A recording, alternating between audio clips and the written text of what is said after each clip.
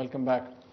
General صاحب یہ بتائیے، آپ نے بھی کہا تحریک نفاذ شریعت محمدی کی آپ نے بات کی کہ ایک وہ تحریک تھی، شریعت کا نفاذ چاہتے تھے وہ لوگ، لیکن ہمارے ملک کی حکومت نے اسے ایک بینڈ آؤٹ فٹ کالعدم تحریک قرار دے دیا گیا اسے.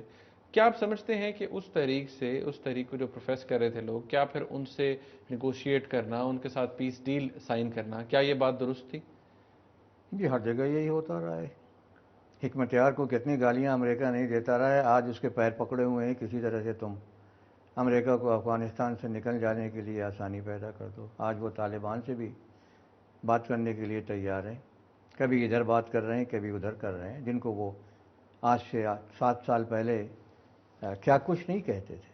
تو جب ملک کی ضرورت ہوتی ہے، ہمیں معلوم ہے کہ اب معاملات ایک نہج پہ پہنچے ہیں کہ ان سے بات کرنی چاہیے. تو جو بھی ہو، ہمارے پاکستانی ہیں، کسی وجہ سے ہم سے ناراض ہیں تو ہمیں آگے بڑھ کر کے بات کرنا ضروری ہو جاتا ہے. بات تک تو بات ٹھیک ہے، وہ تو ٹھیک ہے جی، آپ ان کے ساتھ ایک معاہدہ کر لیتے، لیکن جب اس معاہدے کی پاسداری نہ ہو، اس کے نتیجے میں نہ کوئی ہتھیار ڈالے، بلکہ حکومت کی رٹ، جس کا آپ بھی ذکر کرتے رہے، حکومت کی رٹ جب بالکل ہی نہ رہے اور وہ سیٹلڈ ایریاز میں بھی اس حد تک آ جائیں کہ وہ کہا جاتا ہے اسلام آباد سے 100 میل دور رہ جائیں، تو پھر حکومت کو تو کوئی ایکشن لینا پڑتا ہے. دیکھیے 2 باتیں ہیں.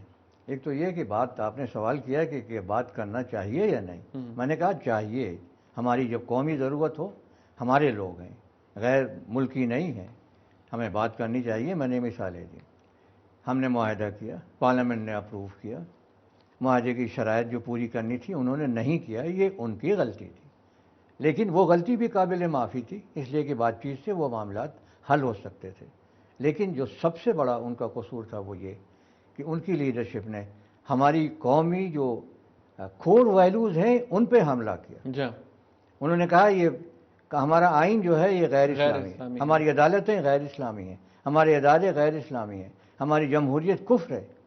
تو جب کور ویلیوز پہ حملہ ہو تو پھر کوئی فرد ہو یا قوم ہو، اس کو اپنے دفاع کا حق ہوتا ہے، اور جو بھی طاقت ہے اس کے پاس اس کو استعمال کرنی پڑتی ہے. یہی وہ جواز تھا کہ جس کی بنیاد پر فوج استعمال کی گئی، کہ انہوں نے ہماری کور ویلیوز کو ٹارگٹ کیا ہے، جس کی اجازت کوئی قوم نہیں دیتی، کوئی ملک نہیں دیتا ہے. یعنی کہ ملٹری آپریشن کو تو ڈیفینیٹلی سب سپورٹ کر رہے ہیں، آپ بھی سپورٹ کریں کہ ملٹری آپریشن ہو رہا ہے، اور فوج جس طرح سے ہمیشہ سے ڈیلیور کرتی رہی ہے اس دفعہ بھی ڈیلیور کر رہی ہے. انشاءاللہ فوج نے ہمیشہ کیا ہے. اب یہ بتائیے کہ فوج ڈیلیور کر دیتی ہے، فوج نے انسرجنٹس ختم کر دیے، کیا آپ سمجھتے ہیں کہ ہمارے ملک کی جو اس وقت حکومت ہے، جو انکمبنٹ وزیر اعظم ہیں، پریزیڈنٹ ہیں، کیا جو صوبائی حکومت ہے، ان کے پاس پولیٹیکل ایجنڈا ہے کہ to win the hearts and minds of the people?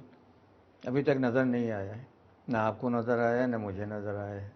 یہ پہلی ضرورت ہے، ایک پولیٹیکل ایجنڈا. کیا پولیٹیکل ایجنڈے کو ذرا ڈیفائن کریں ہمارے ناظرین کے لیے، کیا ہونا چاہیے پولیٹیکل ایجنڈا؟ یعنی آپ دیکھیے کہ وہاں کے منتخب نمائندے ہماری اسمبلی میں، ہمارے سینٹ میں، ہماری صوبائی اسمبلی میں بیٹھے ہیں کہ نہیں بیٹھے. ایک تو وہ ہیں کہ جن کو سامنے لے آؤ.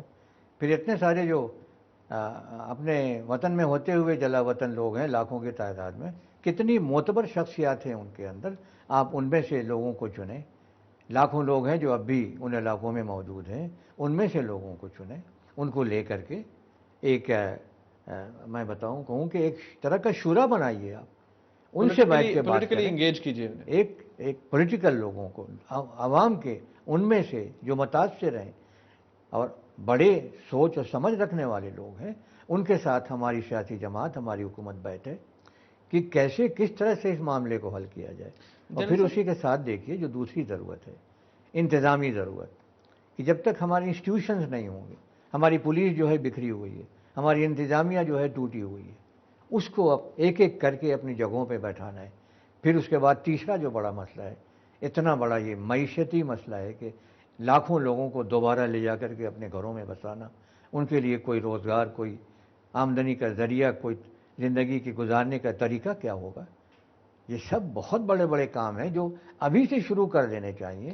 اس بات کا انتظار نہیں کرنا کہ آج سے مہینے 2 مہینے کے بعد جب فوج کہے گی بس ہم نے پورے علاقے پہ حکومت کی رٹ قائم کر دی ہے اور سرپسند یہاں سے نکل گئے. ابھی سے، آج سے، بلکہ شروع ہو جانا چاہیے تھا، جو نہیں نظر آتا ہے. جنرل صاحب ایک بات کہی جاتی ہے کہ ہماری فوج کی قربانیاں اپنی جگہ بالکل ٹھیک ہیں، اور جس طرح سے ہماری فوج لڑ رہی ہے بڑی جرت کی بات ہے، لیکن جب تک ہماری جو ویسٹرن بارڈر ہے، جب تک کہا جاتا ہے کہ وہ پوری طرح سے سیل نہیں ہوگا، جس طرح افغانستان کے ساتھ ہمارا بارڈر ہے، یہ انسرجنٹس آتے رہیں گے، کیونکہ کہا جاتا ہے کہ جی انڈیا بھی اس کے اندر انوالوڈ ہے. ہمارے ملک کے اندر انسٹیبلٹی جب بات کی جاتی ہے تو انڈیا انوالوڈ ہوتا ہے اس کے اندر موسٹ آف دا ٹائمز. اب بھی کہا جاتا ہے، پرویز مشرف صاحب بھی کہہ رہے ہیں کہ را انوالوڈ ہے. آپ کیا کہتے ہیں، کیا یہ بات ہونی چاہیے کہ اس بارڈر کو سیل کیا جائے؟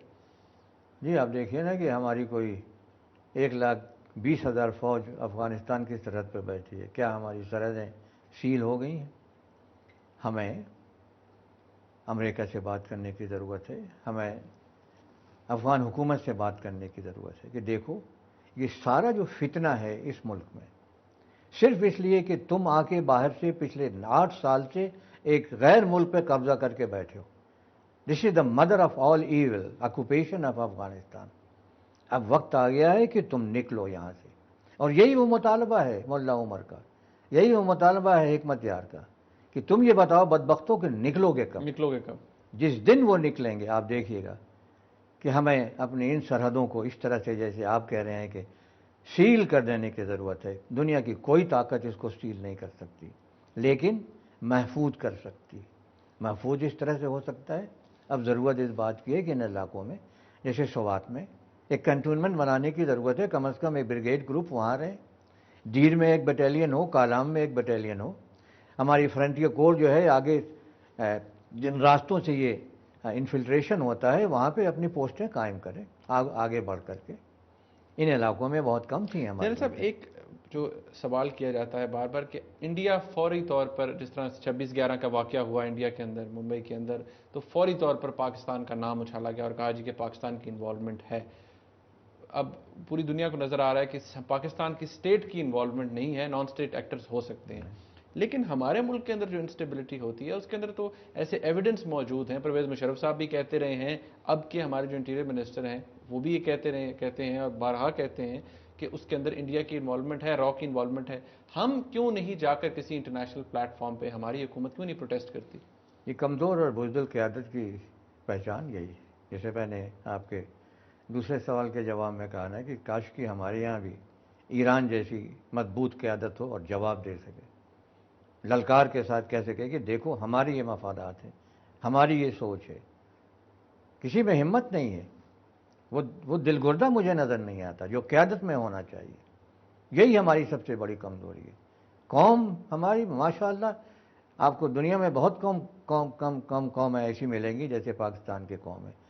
تاریخ میں کہیں آپ کو نہیں ملے گا کہ ایک ملک کہ جس کا آدھے سے زیادہ حصہ، آدھے سے زیادہ آبادی ہم سے الگ کر دی گئی.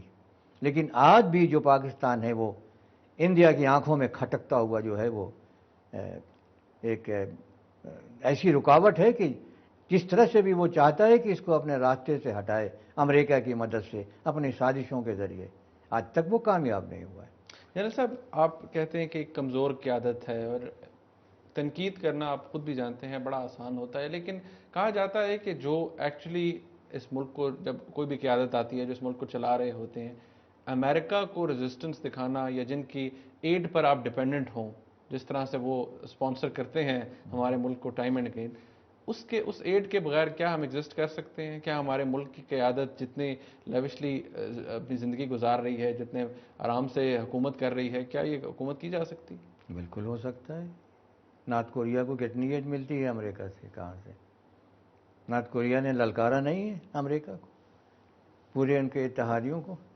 ایران کو کتنی ایڈ ملتی ہے امریکہ سے؟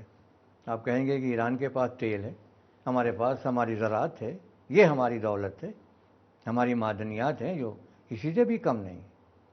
یہ صرف یہ کہ ہم بھیک مانگ کر کے، پیسے لے کر کے اپنے آپ کو ہم چاہتے ہیں کہ ملک کی سلامتی کو تحفظ دے دیں، یہ ممکن نہیں. یہی ہماری کمزوری کل بھی تھی، آج بھی ہے. اور ہماری جو قیادت ہے وہ ان معاملات میں بہت ہی بزدل ثابت ہوئی ہے، کمزور ثابت ہوئی ہے. جنرل صاحب آپ کا بہت شکریہ. Very nice talking to you. کافی الومینیٹنگ فیکٹرز کے اوپر ڈسکشن ہوئی آپ سے. بہت شکریہ آپ کا. ہمارے ساتھ موجود تھے جی جنرل ریٹائرڈ مرزا اسلم بیگ صاحب، اور جس پوائنٹ آف ویو کا انہوں نے اظہار کیا وہ یہی ہے کہ آرمی نے ہمیشہ ڈیلیور کیا ہے، اب بھی ڈیلیور کر رہی ہے، اور انشاءاللہ آگے بھی کرتی رہے گی. ضرورت اس بات کی ہے کہ اس ملٹری آپریشن کے بعد ایک پولیٹیکل ایجنڈا سامنے آنا چاہیے. ہمارے ملک کی جو منتخب حکومت ہے جو صوبائی حکومت ہے ان کو ایک ایسا پولیٹیکل ایجنڈا فارم کرنا چاہیے کہ جس سے لوگوں کے دل جیتے جا سکیں. ہمارا ملک موجود رہا ہے، موجود ہے اور انشاءاللہ رہے گا. پاکستان زندہ باد. دیکھنے کا بہت شکریہ. اللہ حافظ.